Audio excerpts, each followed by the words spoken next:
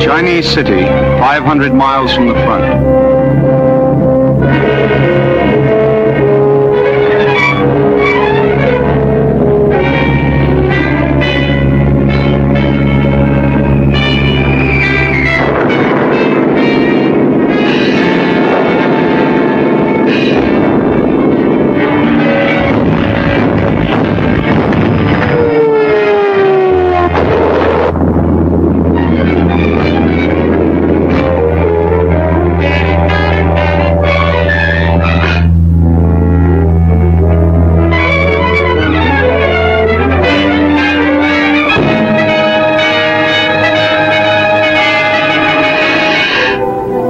City of Shanghai, 20,000 killed. Nanking in ruins, 10,000 dead.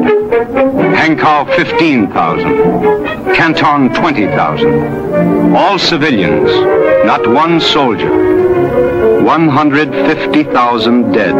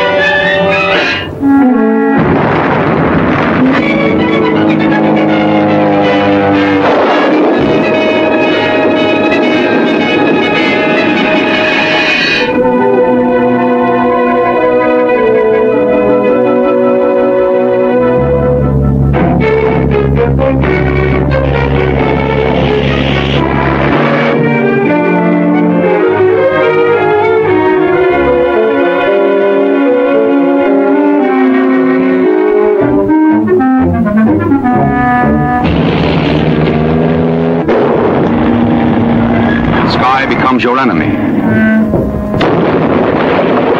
The walls of your own home become a death trap.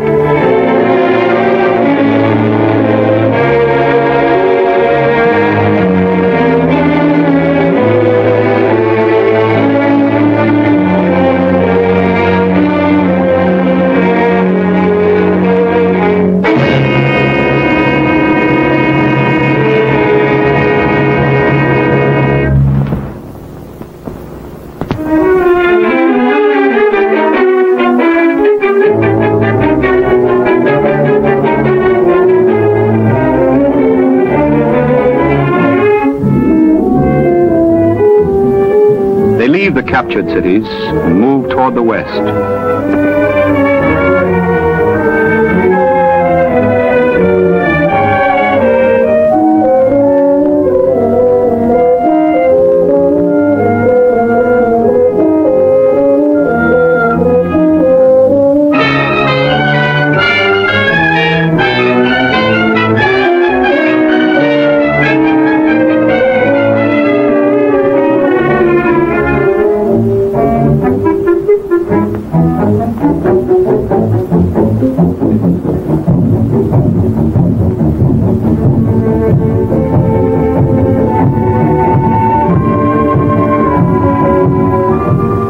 They are going toward the interior, men, women, and animals.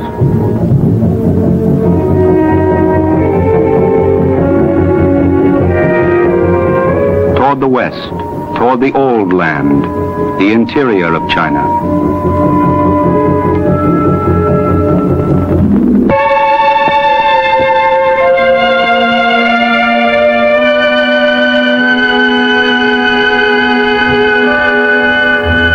Here are the graves of the old kings, lying silent under the fields of wheat. On this earth lived generations of men. They invented the iron plow and paper made of the fibers of rice. They wrote poems and erected beautiful cities, and China was the flower of the world.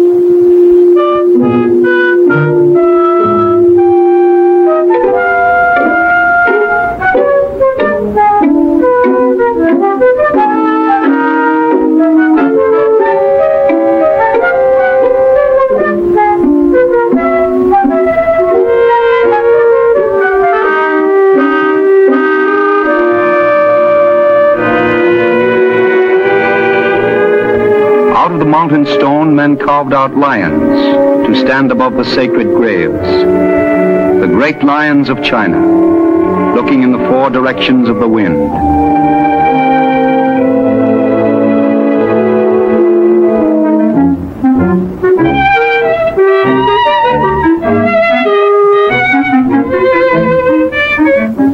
There were wise men that spoke in those days: Confucius, Lao Tzu, scholars, artists who could paint the wind, and emperors taller than any man, and stone eyes that see forever.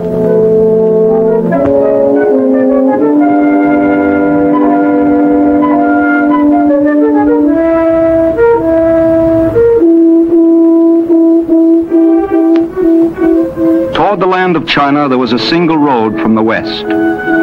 Marco Polo came by this route from Italy, and he returned with his camels loaded with tea, jewels, gunpowder, medicines, carvings of precious jade, paintings made on silk, and handfuls of rice.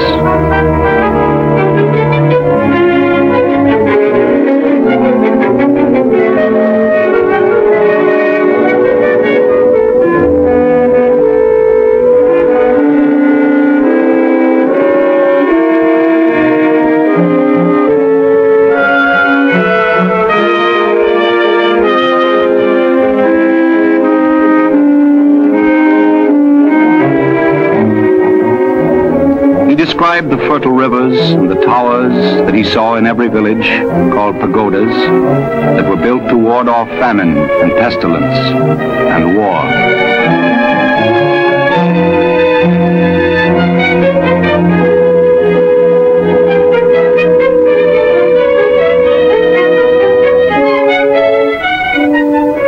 Always millions of quiet men turning the earth over and over. Wheat in the northwest,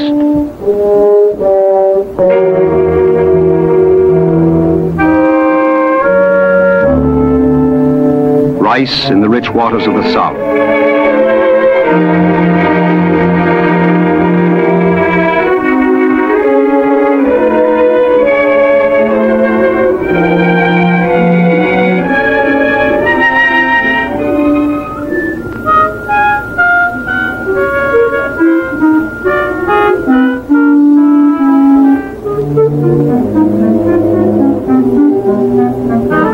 The two rivers, the Yellow and the Yangtze, long long generations of hard work.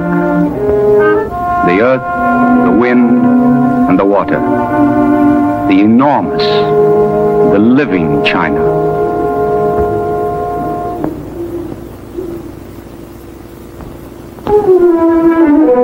Yellow storm, dust carried by northern winds. The Great Wall sinks down under the dust.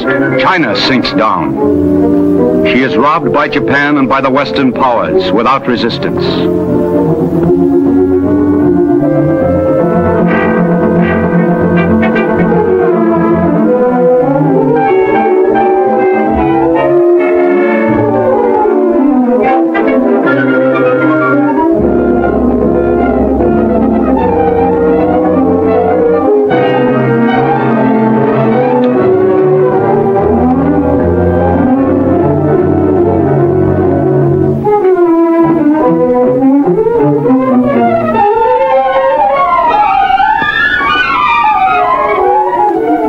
China begins to shake off the dust of the last century. A new voice arises out of the movement of the people.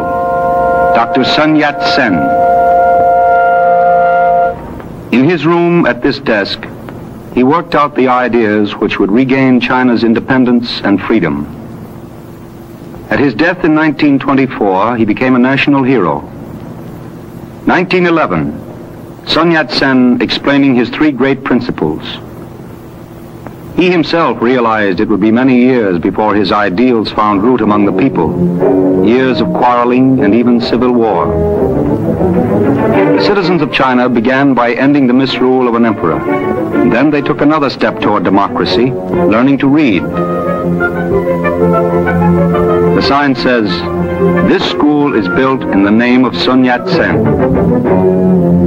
In these schools, a new generation was being trained.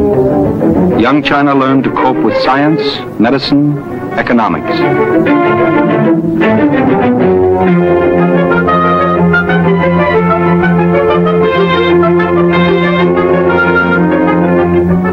Co-eds on the campus, just as in America. Engineers and bridge builders, linking up towns and cities.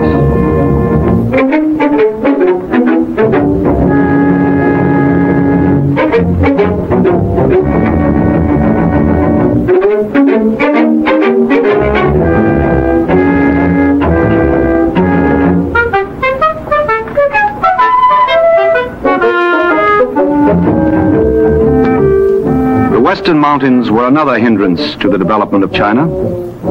They broke through this barrier to permit commerce with the nations further west, with Russia, Turkestan, Mongolia. The road was built into the northwest. 2,000 miles long. Fortunately, they constructed it well. Today it is their lifeline, along which supply trucks can speed into the heart of China.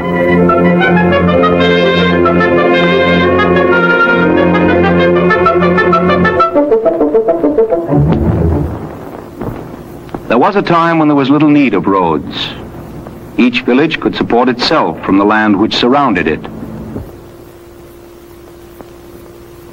But when modern cities arose, the ancient trails were no longer enough. They had to build long, hard surface highways, 13,000 miles in every province of China.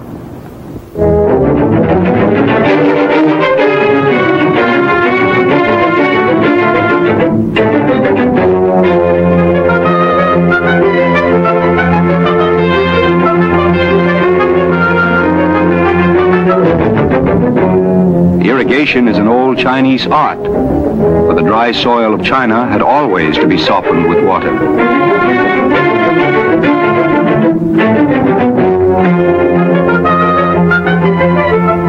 A new type, a Chinese engineer.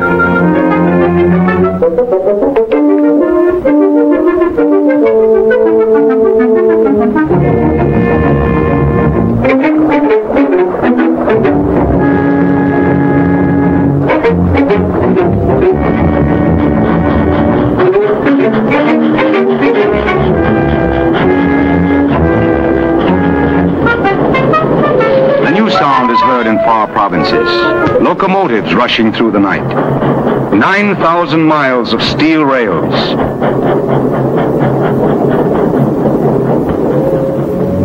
Airplanes roaring over fields and mountains in great curves. Thus China begins to change herself into a modern nation. Steel, coal, cotton.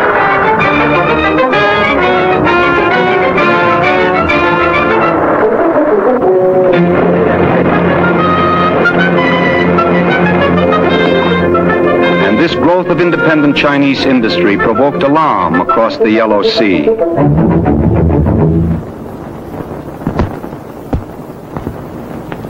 Here a clique of warlords ruled 60 million Japanese. The people living on this cluster of islands were no different than the Chinese. They had the same desires as the Chinese. Food, work, peace. But their rulers had different plans. Formosa, 1895. The beginning of Japan's divine mission. Step by step, China, the Philippines next, the Soviet Union, California, perhaps the whole world. Korea, 1910. In Japan, more guns, more shells, more taxes. Manchuria seized in 1931. Arms piling up in Japan. Planes, bombs. Listen to the generals meeting in Tokyo. This is the hour to advance before the Chinese grow too strong. The Emperor has given his divine approval. The Navy and Army with invincible force will capture the coastal cities. The radio will explain everything to the foreigners. If the Chinese cowards resist, we blow up their cities. Long live the Imperial Army! Long live ZJ, Radio Tokyo calling. Radio Tokyo calling. Good evening, friends in America. Once again, we bring you our daily news broadcast.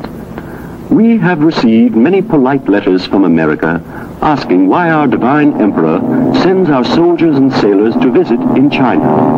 The reply is simple. Our cruisers are steaming up the Yangtze River on a mission of peace. The Chinese women welcomed our Japanese army with flowers. Many beautiful flowers.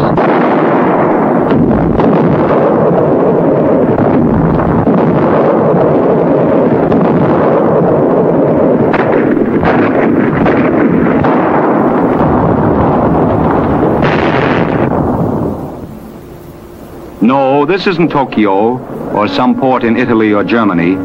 It's San Francisco. This iron will fall on a Chinese city. The United States ships 54% of war materials that go to Japan. Scrap iron, broken machinery are melted down in Tokyo, and those shells will go into Japanese guns.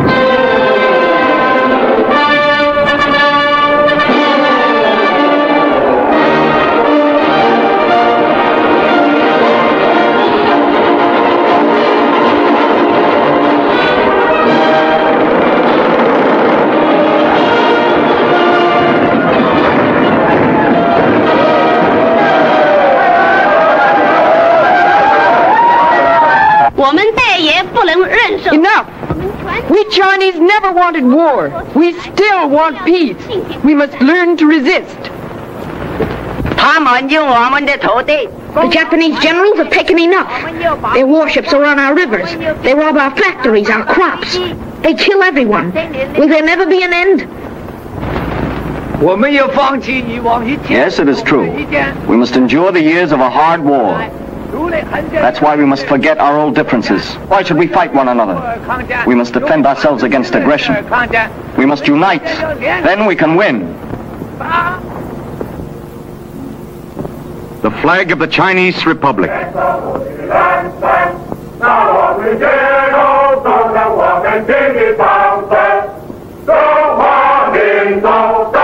1/5 of mankind under one flag.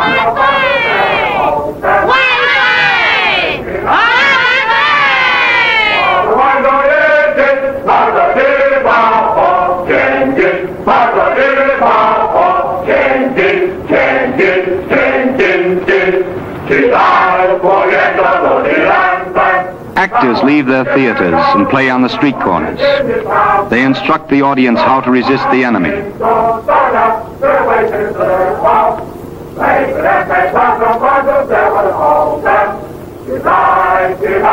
为了保卫我们的国家，前线的弟兄们是在出生入死的拼他们的性命，后方民众每一个钟头的安全都是前线将士的血肉换来的。 The campaign to raise money touches everyone and child in the country. The money will buy food, guns, hospitals. 买吃的东西来帮助我们前线的弟兄们。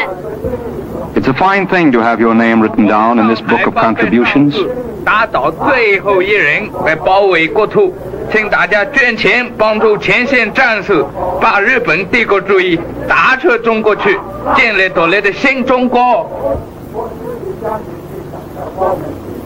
有兄弟在杀害我们的儿童，杀害我们的儿童。 哇！年轻的中国空军是4月2日的英雄，哇！伟大的中国空军是解放2日的英雄，哇！年轻的中国空军是4月2日的英雄。 In the old days, people said, do not use good iron for nails or good sons for soldiers. In these times, the best sons become soldiers. The tomb of China's unknown soldier is dedicated. He died in defense of Shanghai. He has no name. His name is courage, freedom.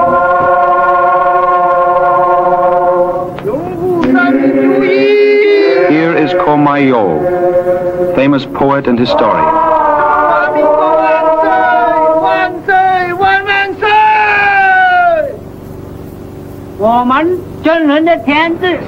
This is the chief of staff of the Chinese army, General Chen Cheng.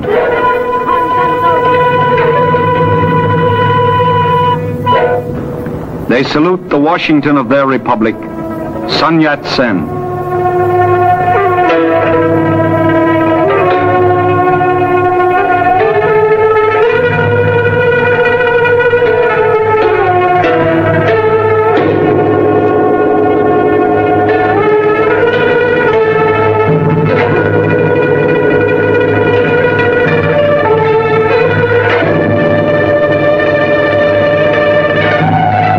They salute this unknown son of their republic.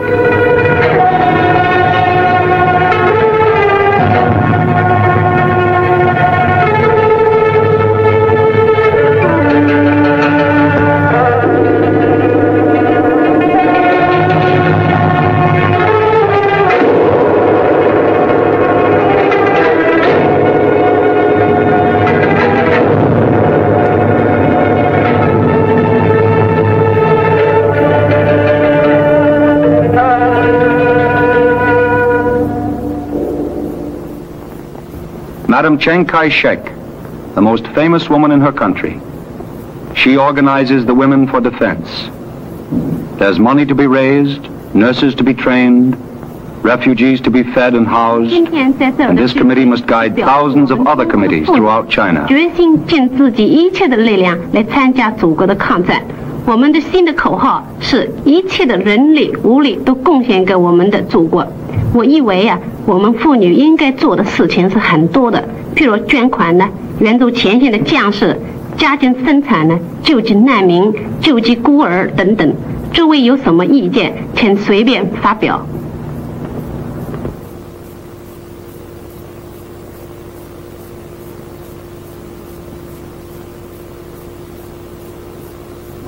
This bank draft has come 6,000 miles.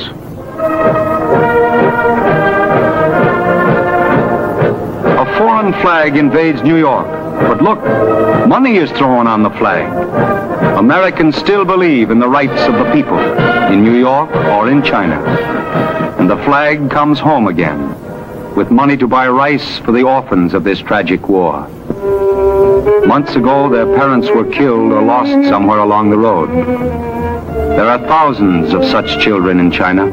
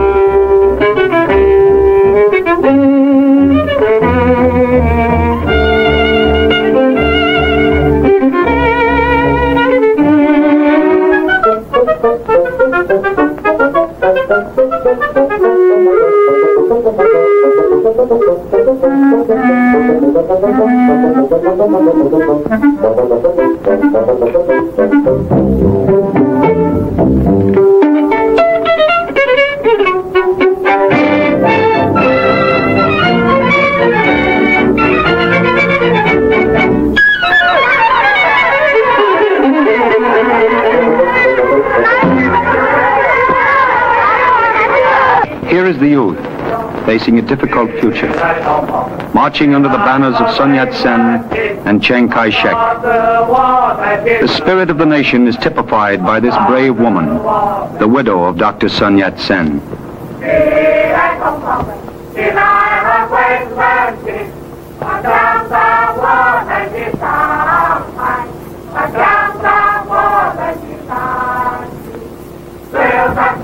The nation grows stronger.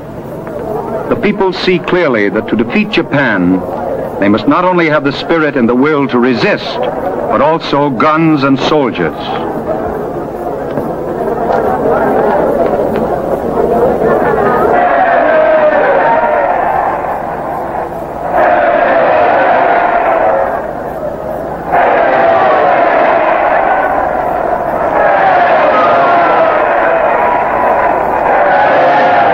Out of the People's Movement grows the National People's Council. For the first time, the delegates meet. General Chiang Kai-shek, the Christian general,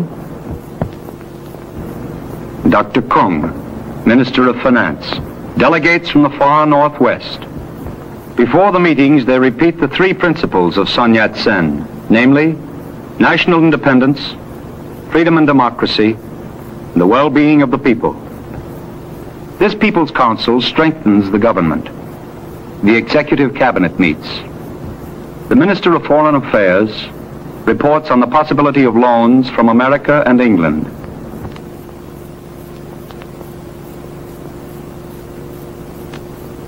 The Minister of War reports. The invasion blockades the seacoast. China must have more extensive roads.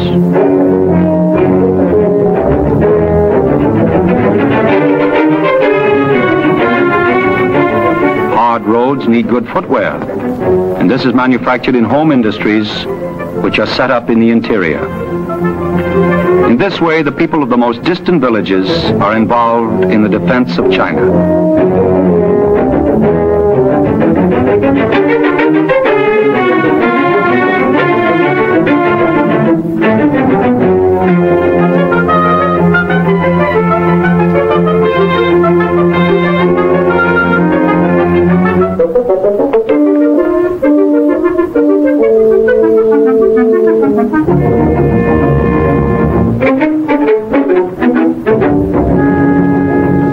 The equipment improves, and the training of soldiers improves.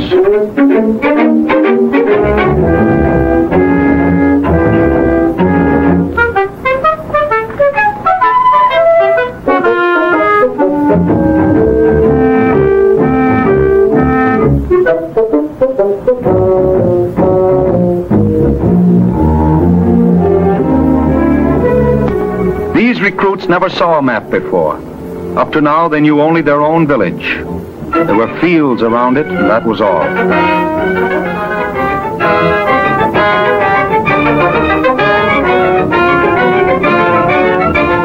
Black lines indicate armies already in the field. Follow a line to the northwest, and you come to the 8th Route Army. Here, the leaders of the Special Administrative District hold a military conference. The 8th Route Army, formerly the Chinese Red Army, has been incorporated into the national forces which are fighting the Japanese.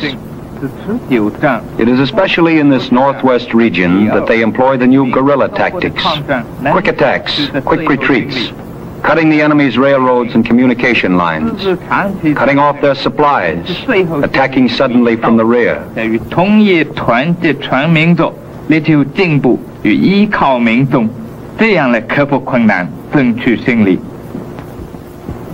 经验告诉我们，消极的防御是战争中一个刹车。当着敌人不备，我们必要进攻敌人；当着敌人来犯，我们要避免他的主力。现在我们的部队在敌人后方，亦与各方互相联络。他们要利用。The man who leads the 8th Route Army is Chu Tay. He is a general whose headquarters are on the field of battle. Millions of Chinese farmers are behind these enemy lines. They are being armed for surprise attacks, for guerrilla warfare.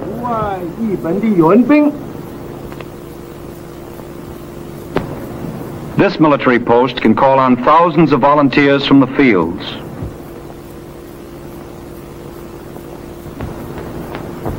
Tell all volunteers to meet on the highway near the Sinkyong River.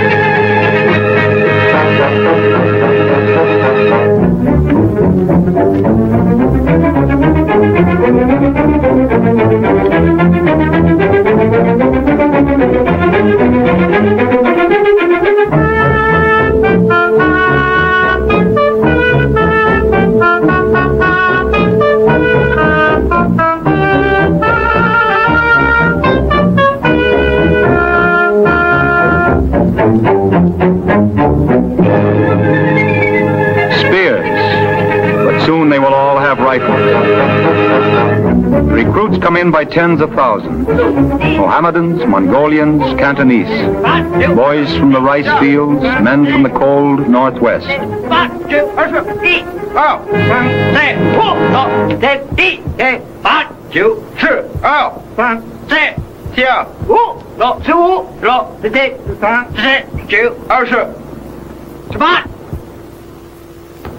Recruits must be taught to be good soldiers. Every life counts now.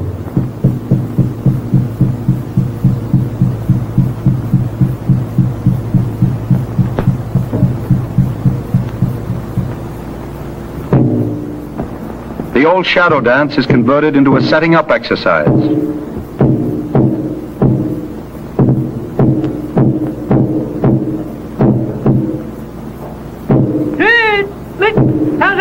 Now the soldiers have modern rifles.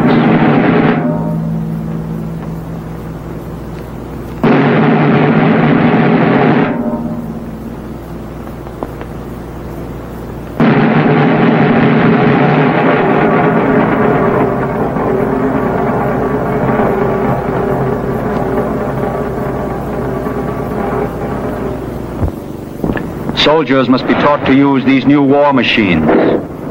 They look like football players, but this is a game for the life of their country.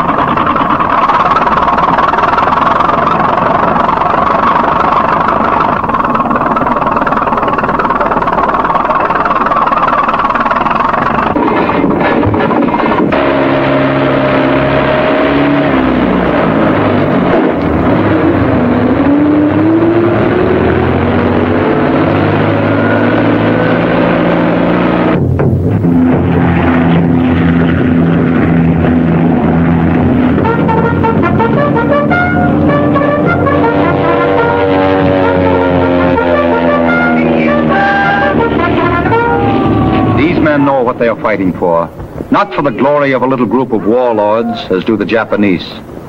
They prepare to fight a war of defense. Defense for their rivers, their harvests, and their own families.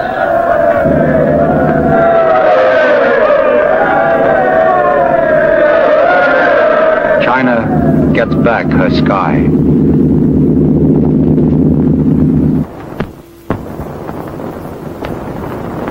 The nerve center of armed China is this National Military Council.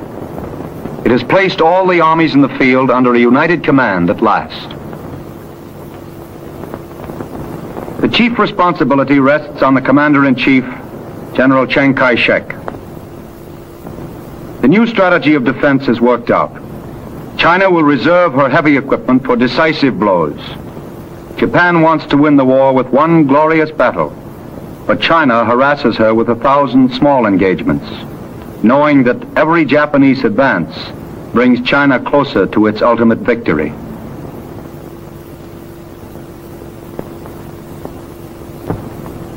The invaders had already seized the cities of the coast. While China's defense was being organized, the Japanese advanced deep into Shanxi, Henan, Kwantung, and along the Yangtze River to Hankow. The Chinese strategy is to avoid major battles, but to block the ends of the enemy advance. Behind the Japanese, small groups of armed peasants cut the lines and then go back into hiding. The Japanese lines of communication are cut again. Japanese munition trains are lost. Bridges disappear. Outposts of Japanese troops are cut off. That is guerrilla warfare. The Japanese control the railroads and the cities, but little else. The banks of the Yellow River are too vast to be wholly occupied by the enemy. This place is one of the vulnerable points of the Japanese lines. A fisherman prepares his goatskin raft. Then regular soldiers, operating by guerrilla methods, emerge from a neighboring village.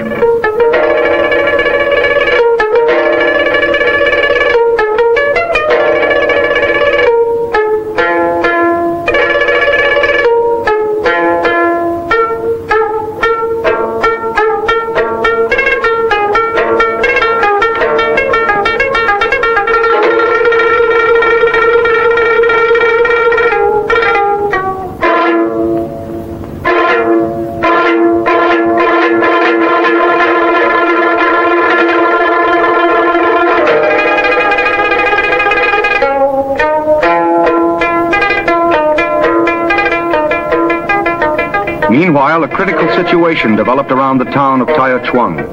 The Japanese had advanced too fast, and the Chinese proposed to surround them. The story of Taichuan was told by an officer from the 91st Division. Sergeant Wang, a brave, courteous man, he told what happened and how they fought, sometimes in the heat of the afternoon, sometimes at night. Wang knew how many were wounded and some of their names and what provinces they had traveled from. It was our victory, he said, a hard victory. Our guns were covered with dust. It was very early in the morning.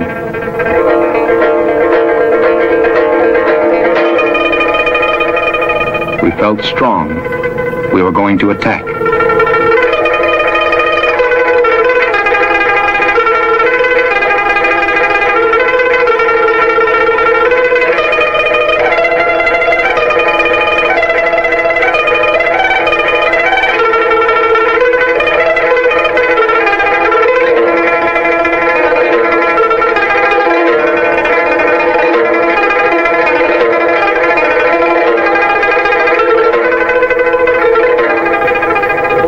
I myself, said Wang, come from Guangxi, where we plant our rice in the mud.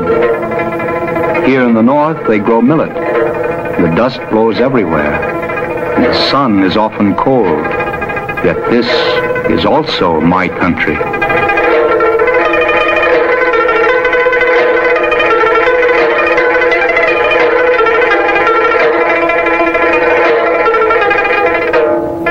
We kept marching toward the north. people told us, "Be careful, the enemy is not far away," because here the villages were bombed and there was no more.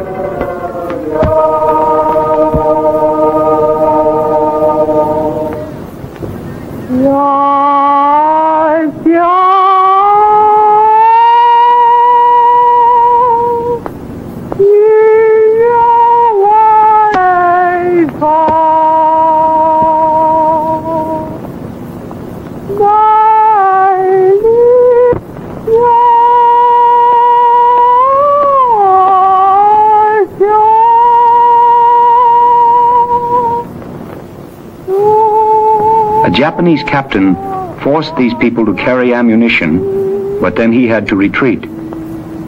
This peasant told me about it. The captain ordered the people to gather on a road and threw a thing with a tail like a fish. This man escaped the explosion with a wound in the muscle of his neck.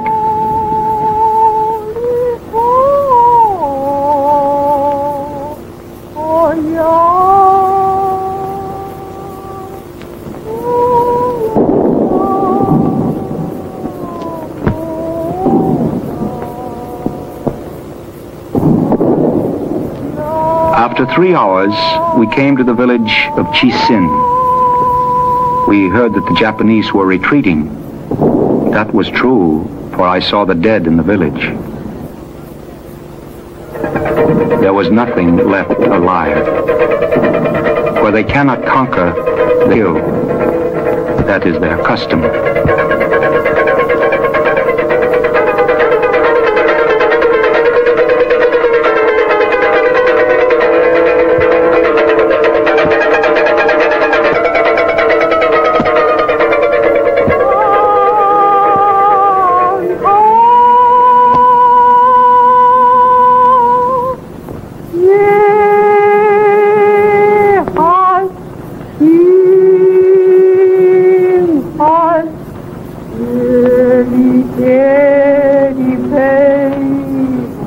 Once this town held 2,000 families. But the Japanese battalions were gone, and the bravest people were coming back. Li Po was the first man. He brought his family with him.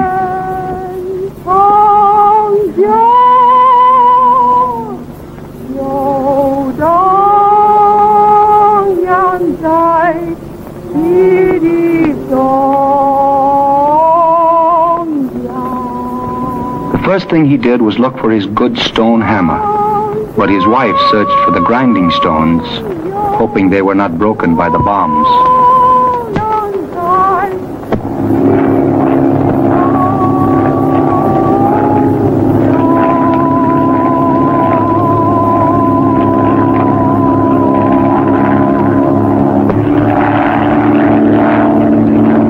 While we were marching near the canal, the Japanese tried to find our route.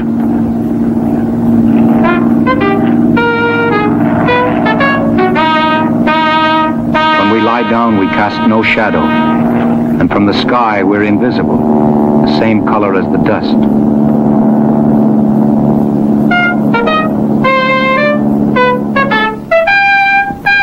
We had men with us from the Big Sword Battalion and also many machine guns. We were a good division, all young men, and we had officers who had fought the Japanese before. Field headquarters were set up near a barn.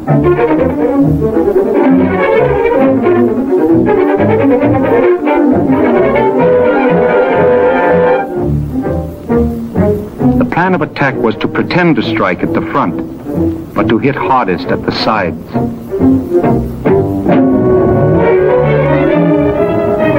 General Sun directed us. He was a tireless man, placed in command here because he loved to attack. He was an old-time general, a fighter all his life.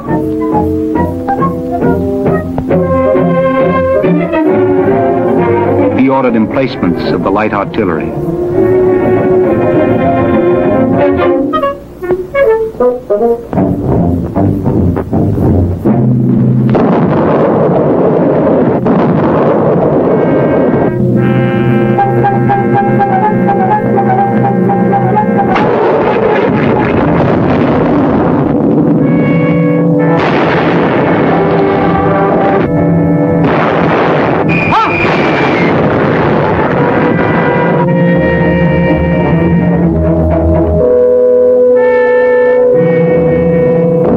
viewfinder was wrapped in cloth so it would not shine back toward the enemy.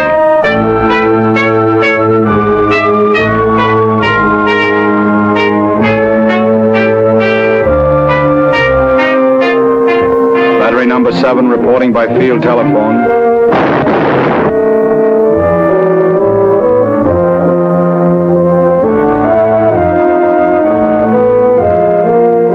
Correction for battery number 7.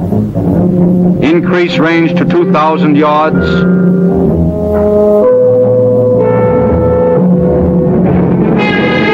I think, said Sergeant Wong, we're learning to talk back to the Emperor of Japan.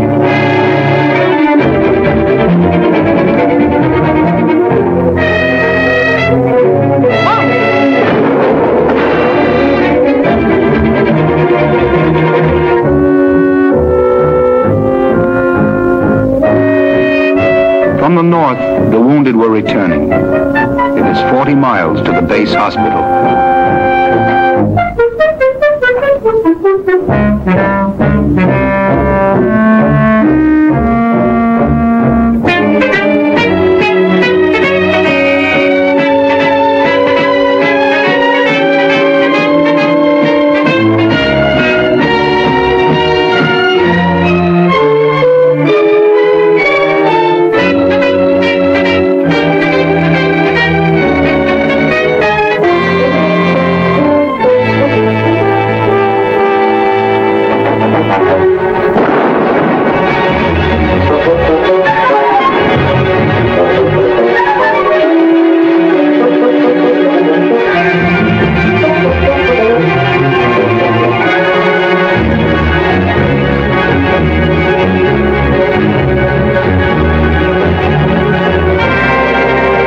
While we advanced in front, daring men climbed the stone hills near the mountain of the sacred tree.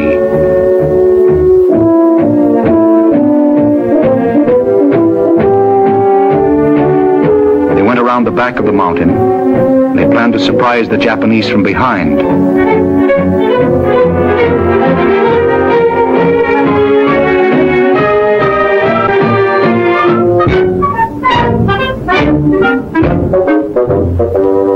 Our scouts watched from the mountain, very quiet. The Japanese patrol on the road, along the Japanese line of communication. They saw our men, but it was too late.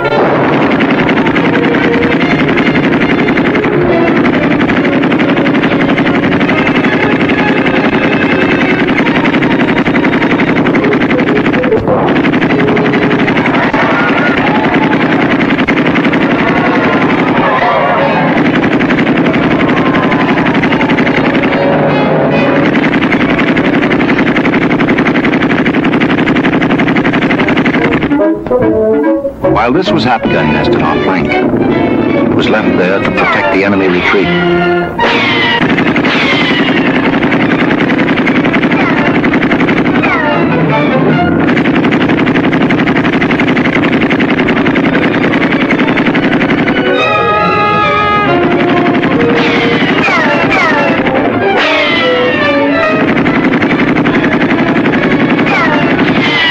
Took cover in the trenches used last night by the 31st Division.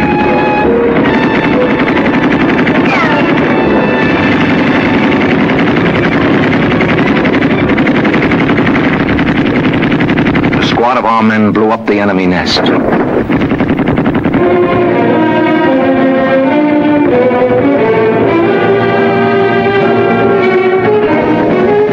The way was clear.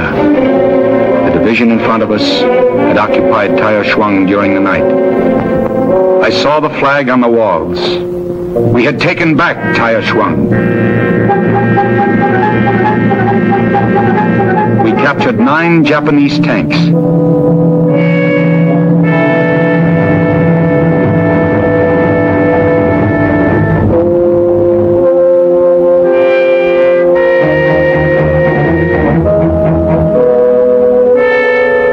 Near sunset, we fortified the gate against counterattack. Taya Shuang was ours. That was our victory, said Sergeant Wong. We We buried the dead and rested in that city. The building, the destruction, the suffering, and the hope of victory. Taichuang is taken. The Chinese will march all night in the streets to celebrate their first victory. Here is a great people, 1/5 of the human race, fighting in defense of their freedom, their fine culture, their independence, against the pitiless attack of undeclared war. Will these people win? They believe they can. They say it may take them 10 years or more, and they fully realize the suffering they will have to endure. But they have weapons to fight with, and they understand why they are fighting.